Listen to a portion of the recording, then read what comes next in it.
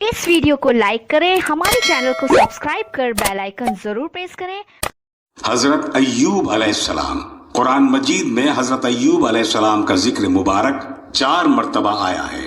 हजरत अय्यूब अलैहिस्सलाम हजरत इब्राहिम अलैहिस्सलाम की नस्ल में से हैं और अक्सर मुहक्किकीन के नजदीक वो अरब और बनी अदवम यानी ईसू में से हैं और उनका इलाका बसनिया है जो दमिश्क और अजरहात के दरमियान वाक़ है और इनका जमाना राजे कौल के मुताबिक हजरत याकूब अलैहिस्सलाम और हजरत मूसा अलैहिस्सलाम का दरमियानी अहद है। आपकी बीवी का नाम रहमत बताया जाता है।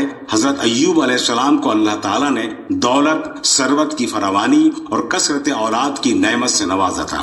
आप बेहद मुखय्यर थे और गरीबों, मुसीबत ज़दों, मेहमानों और अजनबियों पर बड़ी शफकत फरमाते थे। फिर यकायक अल्लाह की तरफ से अय्यूब अलैहिस्सलाम पर आजमाइश आ गई और मताओ माल, अहलो अयाल और जिस्म जान सब आजमाइश खुदावंदी में आ गए।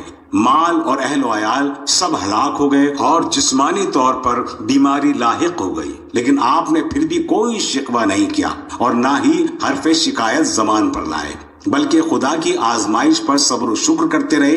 एक रिवायत के मुताबिक 13 साल तक हजरत अय्यूब अलैहिस्सलाम मसाइब और इम्तिहान में मुब्तला रहे।